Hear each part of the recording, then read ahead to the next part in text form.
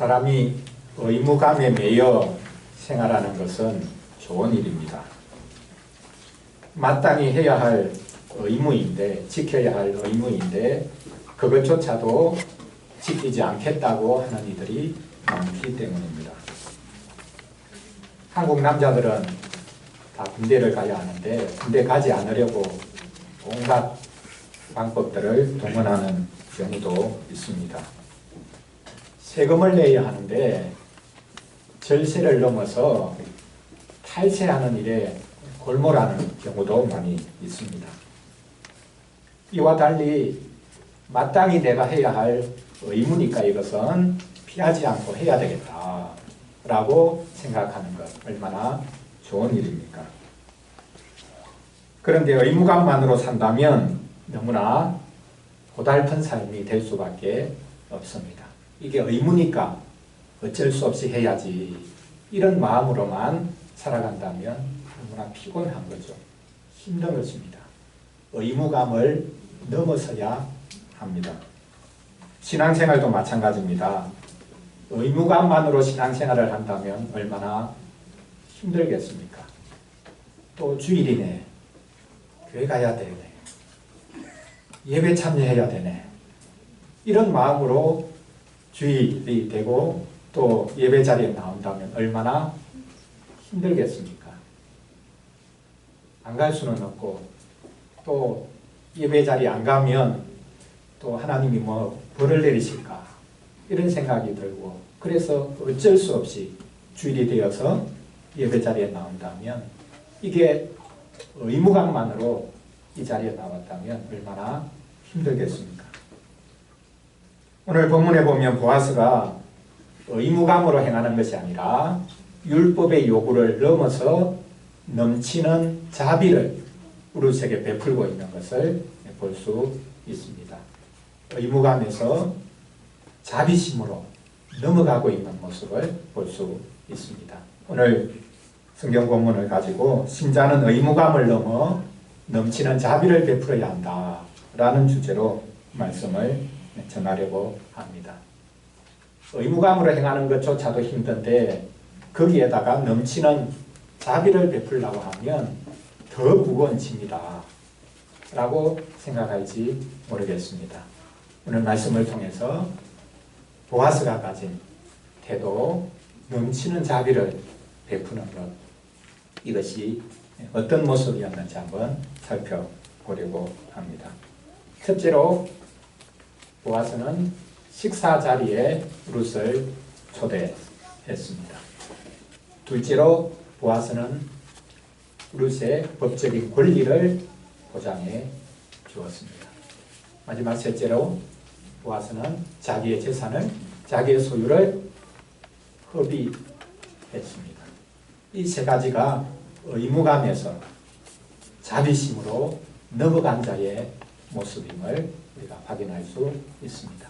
식사 자리에 초대하고 누구나 누려야 될 법적인 권리를 보장해주고 나의 소유마저 내어주는 것, 허비하는 것, 이것이 바로 의무감이 아닌 넘치는 자비의 모습인 것을 이 말씀을 통해서 우리가 확인할 수 있습니다. 첫째로 식사 자리에 초대한 것을 한번 살펴보겠습니다. 보아스는 추수하는 밭을 돌아보고는 바로 떠나지 않고 그날 계속 머물렀던 것 같습니다. 점심 식사 때가 되었습니다. 일꾼들에게 제일 기다리는 시간이겠죠. 시골에서 자랄 때 보면 모내기를 한다든지 농사철에 사람을 불러서 일을 시키면 이 일꾼들이 제일 기다리는 시간이 식사 시간입니다. 중참, 새참 이렇게 이제 부르기도 했는데요. 식사만이 아니라 중간에, 식사 시간 중간에 참을 내서 일꾼들을 독려합니다. 그러면 뜨거운 태양볕에서 일을 하다가 나무 그늘에 와가지고 이 식사를 하는 시간, 일꾼들이 너무너무 좋아하는 것이죠. 자, 이렇게 점심 식사 때가 되었습니다. 룻은 어떻게 해야 되겠습니까? 아마 저 한쪽 구석으로 가려고 머뭇머뭇거리고 있었을 것입니다. 이때 보아스가 룻을 부릅니다. 이리로 와라. 여기 와서 네가 가지고 온 떡을 초에 찍어서 먹으라 라고 말합니다. 룻은 하루 종일 이삭을 줍겠다는 생각으로 아마 집에서 삐쩍 마른 떡 조각 몇 개를 가져온 것 같습니다. 보아스는 그 삐쩍 마른 떡 조각을 그냥 씹어 먹지 말고 초에 찍어서 먹으라 라고 말합니다. 쉽게 말하면 여러분 떡을 그냥 먹지 않고 꿀에 찍어서 먹으라, 이렇게 꿀을 내어주는 모습을 생각할 수 있습니다. 너무나 어색해하는 룻을 배려해서 가까이 오라고 초대를 한 것입니다. 식사 자리만큼 하나 되는 자리가 어디에 있습니까? 그런데 우리는 식사 자리마저 눈칫밥을 먹어야 될 때가 있죠. 회사에서 같이 자 우리 함께 식사합시다, 그렇게 만약 누가 이야기한다면 부담이 될 때가 있습니다. 내가 어디 앉아야 되지? 내 자리가 어디지? 식사 자리는 하나 되는 자리인데 그 식사 자리마저 눈치를 봐야 되고 어디 앉아야 될까? 어떻게 먹어야 될까? 이런 고민을 하는 자리가 된다면 얼마나 안타까운 일입니까? 보아스는 식사 자리야말로 하나됨을 누리는 자리라는 것을 잘 알았기 때문에 룻을 가까이 오라고 합니다. 그래서 룻이 용기를 내어서 곡식을 추수하는 일꾼들 옆에 슬그머니 앉습니다. 룻이 처음으로 하나님의 백성들과 함께 식사 자리에 앉을 것입니다. 속으로는 두근두근 거렸을 것입니다. 그러나 다른 한편으로 얼마나 기뻤을지 생각합니다. 아직까지도 자기는 이방 여인이라고 생각하고 있는데 하나님의 백성들과 함께 한자리에 앉아서 식사한다. 얼마나 그가 기다렸던 시간이었겠습니까? 얼마나 감사한 시간이었겠습니까? 나도 이제 하나님의 백성의 한 사람이구나. 그것을 확인하는 자리가 바로 그 식사 자리였을 것입니다. 이리 와라, 같이 먹자. 그래서 그 자리로 초대를 받아서 자기도 하나님의 백성이다 라는 것을 확인하면서 하나님의 백성들과 함께 그 식사 자리에 앉은 것입니다. 보아스가 룻을 초대하자 일꾼들도 마음을 엽니다. 그들이 주인인 보아스처럼 룻을 살갑게 대합니다. 14절 말씀 이것을 보여준다고 할 수 있는데요. 14절 마지막 부분에서 이렇게 말합니다. 룻이 곡식 베는 자 곁에 앉으니 그가 볶은 곡식을 주었다 라고 말합니다. 자, 보아스가 룻을 가까이 오라고 하죠. 그러니까 룻이 추수하는 일꾼들 가운데 자리를 잡았습니다. 그랬더니 그가 볶은 곡식을 주었다. 여기 말하는 그가 누구입니까? 보아스겠죠. 그런데 어떤 성경 사본에 보면 그가 아니라 그들이 볶은 곡식을 주었다 라고 말하고 있습니다. 자, 룻이 이삭을 베는 일꾼들 가운데 자리를 잡았습니다. 그러니까 자연스럽게 옆에 있던 일꾼들이 자기들이 먹어야 될 볶은 곡식을 룻에게도 슬쩍 내미는 것입니다. 보아스는 이리로 와서 너의 떡을 초에 찍어 먹어라 이렇게 초대를 했고, 일꾼들과 함께 자리를 잡은 룻을 보면서 일꾼들은 자기들이 먹어야 될 볶은 곡식도 슬쩍 건네준 것입니다. 일꾼들이 지금 볶은 곡식을 먹고 있는데요. 이것은 사실 최상의 음식입니다. 곡식입니다. 지금 추수를 하고 있는 중 아닙니까? 그러니까 추수하는 곡식 중에 일부를 가지고 와서 불을 피워서 그 위에 이 곡식을, 이삭을 놓습니다. 그러면은 이삭이 불에 타기 직전까지 볶아서 그것을 가지고 일꾼들이 먹습니다. 햇반이죠. 햇곡식입니다. 방금 추수한 이삭을 가지고 볶아서 지금 먹고 있습니다. 그럼 최상의 음식, 최상의 그런 밥이 어떤 밥입니까? 금방 추수한 것 가지고 밥을 한다든지 금방 거둔 것 가지고 음식을 준비한다든지 하면 그것이 최상의 음식이 되죠. 최상의 식사가 되는 것이죠. 사실 다른 것이 필요가 없습니다. 재료가 중요하니까요. 지금 갓 추수한 그 이삭을 가지고 바로 그 자리에서 볶아가지고 같이 나누어 먹습니다. 이렇게 잘 준비된, 어떻게 보면 최상의 음식이 베풀어지는 바로 그 자리에 룻이 초대를 받은 것이고 룻이 함께 식사를 하게 된 것입니다. 얼마나 크게 감사했겠습니까? 곡식을 베는 일꾼들이 자기들이 먹을 볶은 곡식마저 내려주었고 그래서 룻이 배불리 먹었습니다. 남을 정도였다라고 말하고 있습니다. 일꾼들이 슬쩍슬쩍 자기들이 먹어야 될 것을 그냥 건네주는 겁니다. 여러 사람이 건네주었을 테니까 룻이 혼자서 먹고도 남을 정도로 넘쳤다. 그렇게 말씀을 하고 있습니다. 보아스뿐만 아니라 이제는 일꾼들조차 마음을 열어서 룻을 배려하기 시작하는 모습을 볼 수 있습니다. 신자인 우리는 한 상에 둘러앉아 먹고 마시는 것이 무엇인지를 잘 아는 사람들입니다. 서로 초대해서 한 상에 둘러앉아 하나라는 것을 같이 누리고 나누는 것, 그것이 우리 신자의 모습입니다. 우리의 정체성입니다. 식사 자리가 오히려 사람을 나누는 자리가 되지 않고 같이 하나가 되는 것이 무엇인지를 우리는 나타내 보여야 할 것입니다. 성찬의 상이 바로 이렇게 우리가 초대받아서 하나됨을 누리는 자리임을 우리가 잘 알고 있지 않습니까? 우리가 다르다 할지라도, 우리의 배경이 다르다 할지라도, 우리의 경험이 다르다 할지라도 하나님께서 그리스도를 통해서 우리를 한 상으로 초대해 주셨습니다.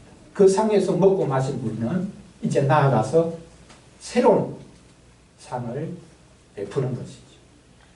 다른 이들을 초대해서 함께 먹고 마시는 것. 그래서 우리가 하나라는 것을 나타내 보이는 것. 이것이 바로 하나님께서 불러주신 주의 백성이 누릴 수 있는 특권일 뿐만 아니라 이게 의무가 아니라 우리가 기꺼이 베풀 수 있는 자비임을 우리가 확인해야 되겠습니다. 주께서 우리에게 베풀어 주시는 상에는 어떤 차별이나 따돌림이 없습니다. 모두가 다 하나로 어우러집니다. 보아스는 룻을 바로 그 복된 식사 자리로 초대했습니다. 이것이야말로 룻에게 교회가 어떤 곳인가 라는 것을 그가 목도하게 된 장면이라고 분명히 확인할 수 있습니다. 자, 첫째로 식사 자리에 초대했습니다. 이제 둘째로 보아스는 룻에게 그녀가 이스라엘로 왔기 때문에 하나님의 백성이 되기로 작정했기 때문에 그녀에게 마땅히 베풀어져야 될 법적인 권리, 그것을 보장해 주는 모습을 오늘 본문을 통해서 확인할 수 있습니다. 식사 시간이 끝났습니다. 이제 다들 일하러 일었습니다. 룻도 일었어죠. 보아스가 조용히 곡식을 베는 일꾼들을 불러서 말합니다. 곡식단 사이에서 이삭을 죽게 해라. 저 여인, 룻이라는 여인이 여러분이 곡식을 벨 때에 곡식을 베는 그 뒤를 바짝 따라오도록 그렇게 배려해주고 그 곡식단 사이에서 이삭을 죽도록 배려를 해주라 라고 말하고 있습니다. 자, 여기 곡식단 사이에서 이삭을 죽도록 해주었다라는 것, 이것은 놀라운 배려입니다. 한편으로 생각해 보면 지금 낫을 가지고 이 일꾼들이 곡식을 베고 있는데 그 뒤를 바짝 따라가면 어떻게 되겠습니까? 한편으로 위험한 일이죠. 좀 거리를 둬야 되는데. 그런데 바짝 따라가야 떨어지는 것을 제때 그냥 주울 수가 있는 것이죠. 그래서 한편으로는 위험한 일이기도 하면서 다른 한편으로는 곡식단 사이에서 이삭을 죽도록 한 것은 특별히 배려를 해준 것이다 라고 말할 수 있습니다.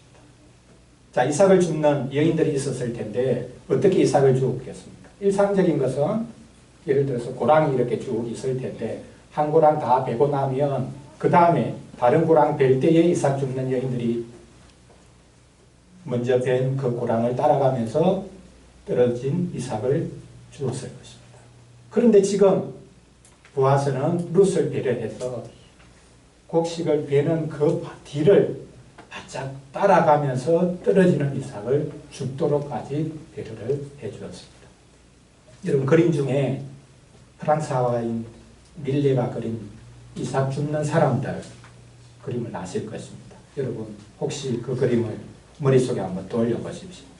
이삭 줍는 여인들이 해가 질 무렵을 배경으로 해서 이삭 줍는 모습을 그리고 있는데요. 그 이삭 줍는 시기가 언제입니까? 시간이 언제입니까?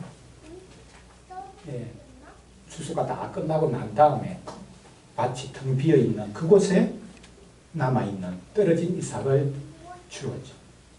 그래서 지금 보아스는 룻을 위해서 어떻게 보면 특별히 배려를 해주고 있는 것이죠. 이삭을 베기 시작하면 그 뒤를 바짝 따라서 떨어지는 이삭을 접시로 주울 수 있도록 배려를 해준 것입니다.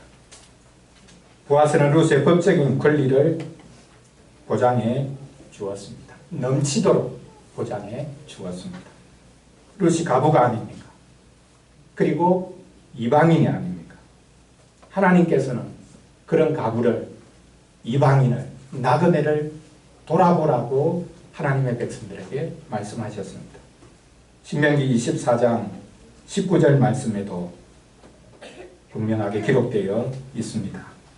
신명기 말씀은 약속의 땅에 곧 들어가게 될 하나님의 백성들에게 주신 말씀이죠. 자기들의 땅이 아닌 땅으로 들어가서 추수하게 될 이들을 향해서 말씀을 하고 계십니다. 너희도 나그네였지 않냐? 그러니 너희 주위에 있는 나그네들을, 가장 약한 자들을 돌아보라. 그들의 필요를 채워주라.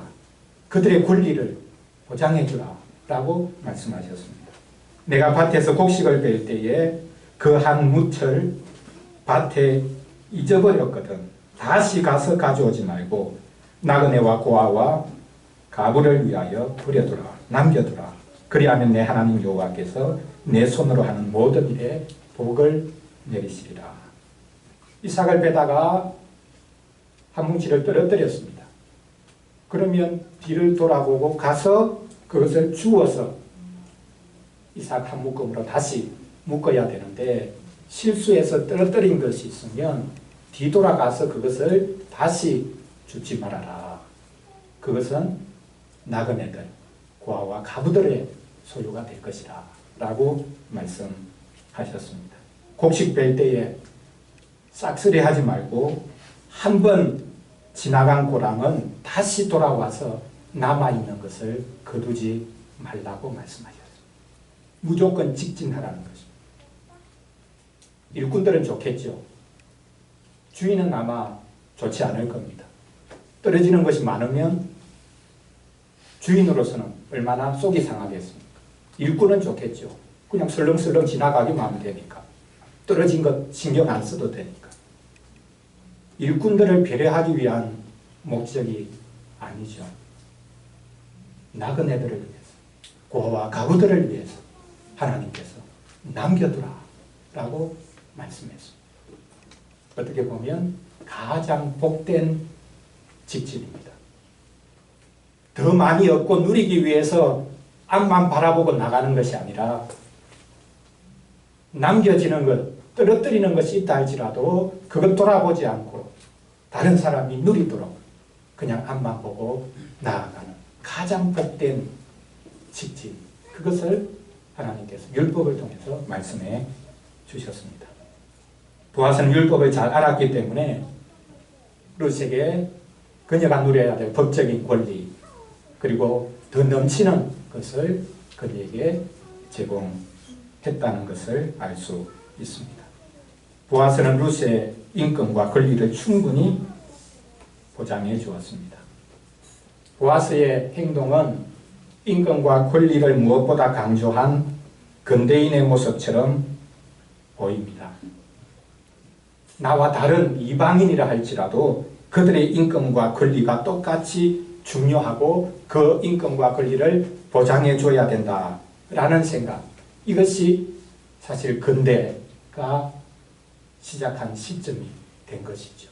사람들의 생각이 바로 이렇게 근대를 만들었습니다. 누구든지 동일한 권리가 있고 동일한 인권이 있기 때문에 그것을 보장해 줘야 된다. 이것이 사실 근대를 열었습니다.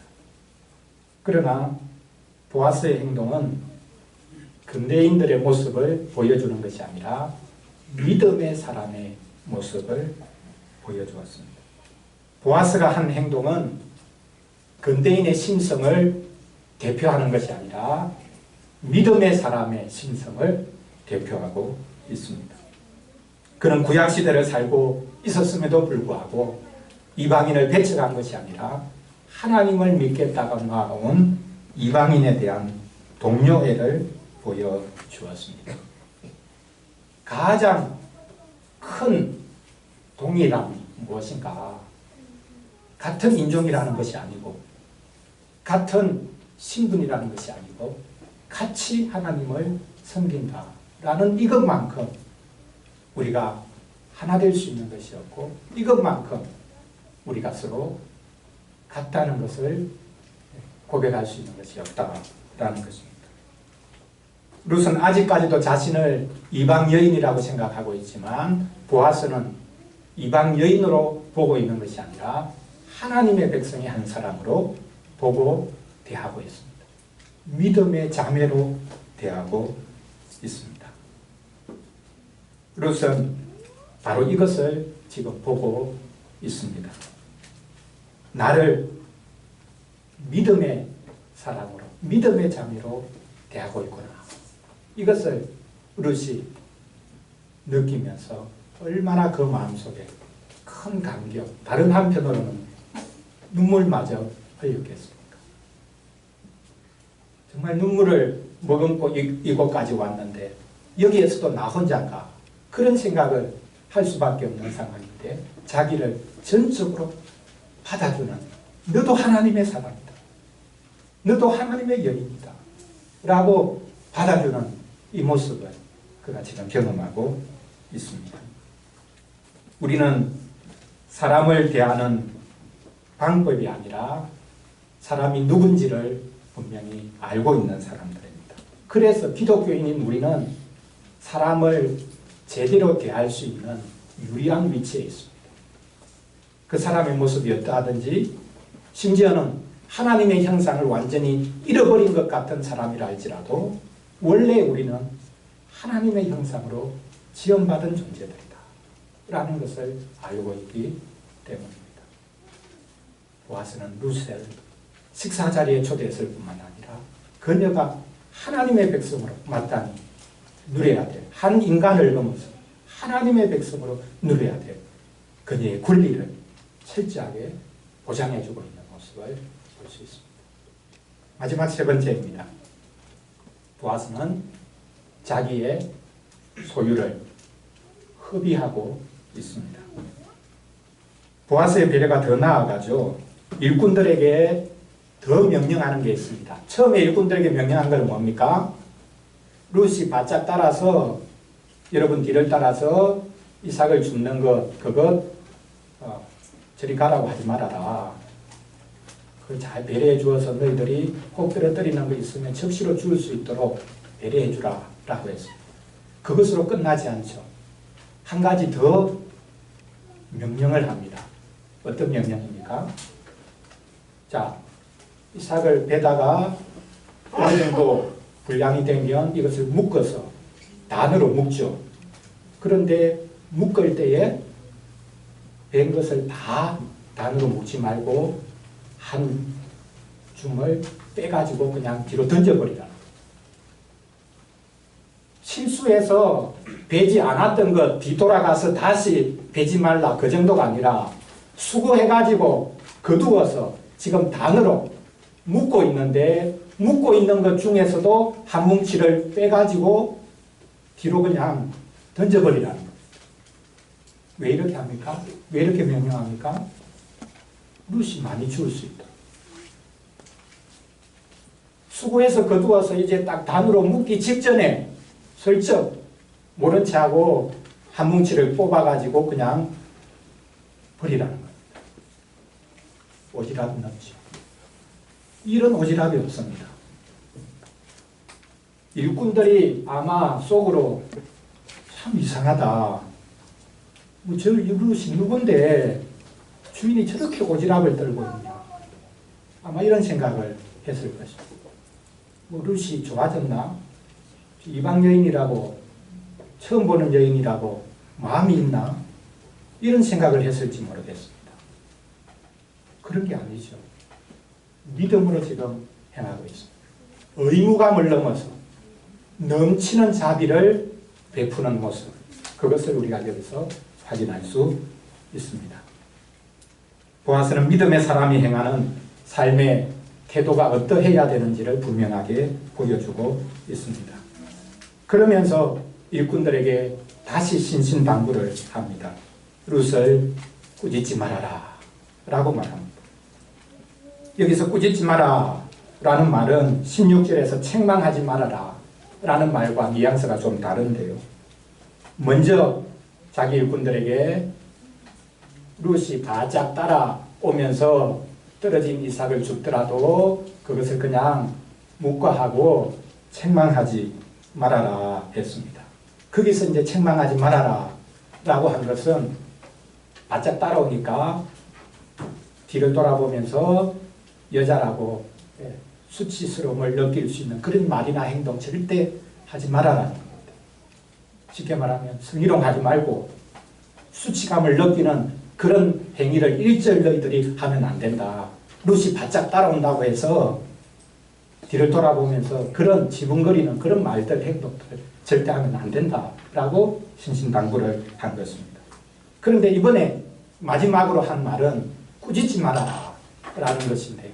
이것은 호통치지 말아라, 겁을 주지 말아라, 위협하지 말아라 그런 뜻입니다.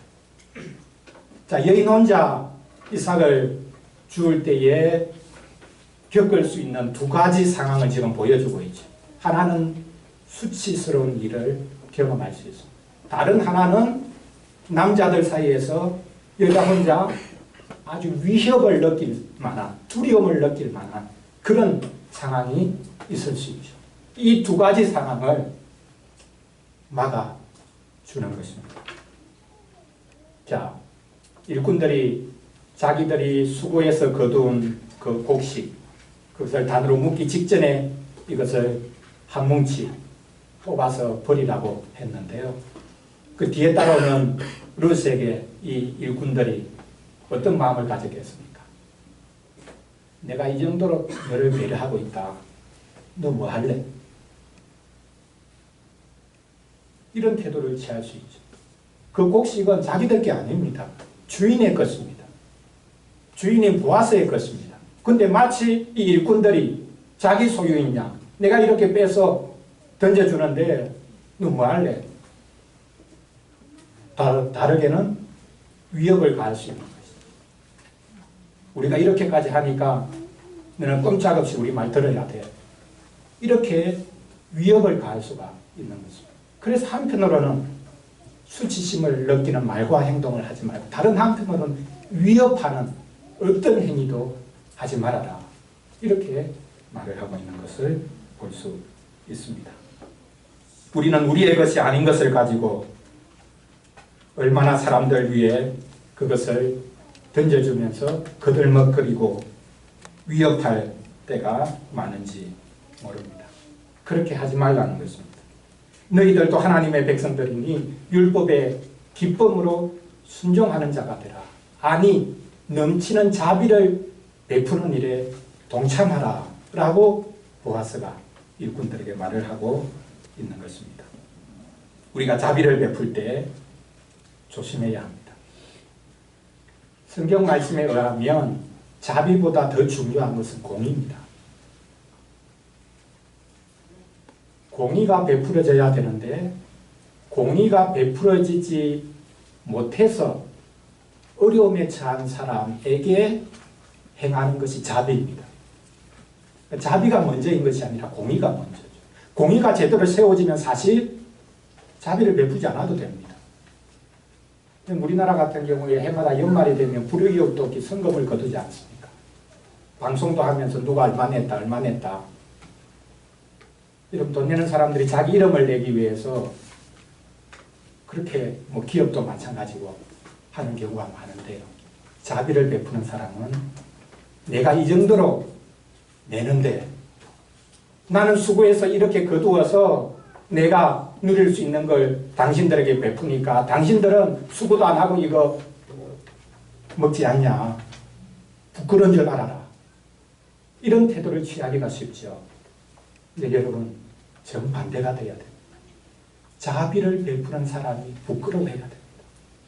우리가 동의를 제대로 시행하지 않아서 고통당하는 사람들, 소외된 사람들이 생겼기 때문에 자비를 베푸는 사람이 오히려 미안한 마음으로 자비를 베풀어야 하는 거죠.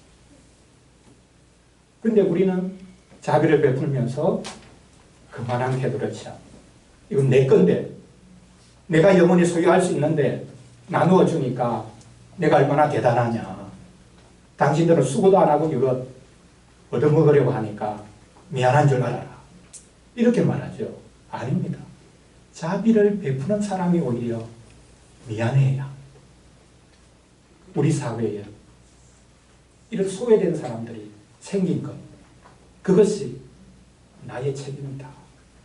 그런 마음으로 오히려 미안해하면서 자비를 베풀어야 한다라는 것을 우리가 알아야 되겠습니다. 신자는 그리스도처럼 자기의 것을 허비할 수 있는 사람입니다. 자기 재산을 자랑하면서 내어놓는 것이 아니라 오히려 미안해하면서 자신의 소유를 허비하는 사람이 되어야 합니다. 이것이 바로 그리스도께서 하신 일입니다. 사랑하는 성도 여러분, 사람은 무릇 의무감과 자비심 사이에서 끊임없이 왔다 갔다 합니다. 여러분은 어느 쪽에 가깝습니까? 의무감 쪽에 가까이서 계십니까? 안 그러면 자비심 쪽에 조금 더 가까이 서 계십니까? 룻은 보아스가 의무를 넘어서 넘치는 자비심을 베푸는 것을 보고는 교회를 다시 보았을 것입니다. 아, 교회가 이런 곳이구나. 보아스가 넘치는 자비를 베푸는 것을 보면서 교회가 믿는 하나님이 어떤 분인가라는 것을 새롭게 생각하게 되었을 것입니다. 다행이다. 내가 교회에 들어온 것이 참 다행이다. 이런 생각을 하기 시작했을 것입니다. 우리는 의무감으로 신앙생활하고 의무감으로 직장생활하고 의무감으로 사회생활하는 것을 넘어서야 합니다. 의무감조차 없는 사람들이 많은데 의무감이 있는 사람은 훨씬 잘하는 것이죠. 그러나 그 의무감을 우리는 넘어서야 합니다. 의무감만으로 생활하고 의무감만으로 신앙생활 하는 것은 너무나 아쉬운 것입니다. 길이 있겠습니까? 방법이 있겠습니까? 우리도 결국은 타락한 본성을 가지고 있지 않습니까? 조금이라도 더 내가 누리고 싶고 내 것 조금이라도 양보하지 못하겠다고 하는 이런 마음이 믿는 우리들에게도 여전히 있죠. 그러면 우리가 어떻게 의무감으로 만족하지 않고 넘치는 자비 쪽으로 우리가 넘어갈 수 있겠습니까? 그것은 다른 방법이 아닌 그리스도를 바라보는 것에 있습니다. 그리스도께서 율법 아래 나셨고 스스로 율법의 모든 요구를 이루어 주셨을 뿐만 아니라 자신의 몸마저 우리를 위해서 기꺼이 내어놓으셨습니다. 신자는 그리스도로 인해 자신을 허비할 수 있습니다. 도움이 필요한 이들을 위해 자기를 낭비할 수 있습니다. 여러분, 상대방을 위해 자기를 낭비하는 것이야말로 가장 많이 남기는 것입니다. 여러분, 가족관계도 한번 생각해 보십시오. 아내를 위해서, 남편을 위해서, 자식을 위해서, 부모를 위해서 자기를 낭비하는 그게 진실한 사랑이 아니고 그것이 가장 크게 남기는 일이 아닙니까? 우리는 나 자신을 허비함으로 가장 많이 누리고 은혜를 받고 있는 자임을 날마다 나타내 보여야 합니다. 자기를 없애면서까지 낭비하라는 것은 아닙니다. 자기를 보존할 수 없는데 자기의 자존심마저 완전히 제거되는데 어떻게 남을 도울 수가 있겠습니까? 자기를 잘 보존하면서도 상대방을 위해서 자기를 줄 수 있는 그 방법을 우리가 스스로 찾아가야 할 것입니다. 아무리 작은 것이라도 우리가 내어놓기 시작하면 하나님께서는 우리에게 더욱더 넘치는 은혜를 베풀어 주실 것입니다. 우리의 작은 미소 하나, 그리고 우리의 작은 선행 하나가 교회를 알리고 그리스도를 나타내는 것입니다. 이 복을 우리 모두가 함께 누릴 수 있기를 바랍니다. 기도하겠습니다. 하나님 아버지, 우리는 마땅히 수행해야 할 의무도 감당하지 않으려고 할 때가 많습니다. 오늘 말씀을 통해 신자는 의무감을 넘어 넘치는 자비를 베풀어야 한다고 하시니 더 마음이 무거워지기도 합니다. 우리가 이런 부담감을 가질 때 그리스도께서 우리를 위해서 하신 것을 기억하게 해 주시옵소서. 그리스도는 의무감으로 이 땅에 오신 것이 아니고 의무감으로 평생 사셨던 것이 아니고 또한 의무감으로 십자가를 지신 것이 아님을 압니다. 그리스도는 기꺼이 우리의 형제가 되셔서 넘치는 자비를 베푸시고 자신의 몸마저 우리를 위해 내어놓으셨습니다. 이제 우리에게 성령으로 역사하셔서 다른 성도를, 우리의 이웃을 받을 수 있도록 도와주시옵소서. 다른 성도를 믿음의 형제 자매로 받아 한 상에 안고 그의 권리를 보장해주고 그의 편이 되어주며 그를 위해서 나의 것을 허비할 수 있도록 도와주시옵소서. 생존 경쟁이 치열하다 보니 모두들 자기 홀로 살아가려고 하고 자기 혼자 힘으로 이룬 것처럼 생각하여 조금이라도 손해보려고 하지 않습니다.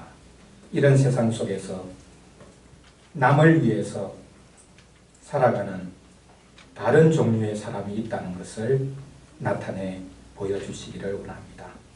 그 신인류의 출현이 바로 그리스도로 말미암아 나타났사오니 우리에게도 이런 모습이 나타날 수 있도록 역사하여 주시옵소서.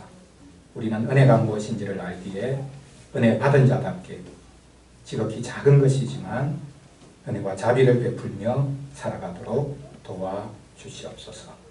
의무감이 아니라 자비심으로 살아가신 우리 주 예수 그리스도 이름으로 기도합니다. 아멘.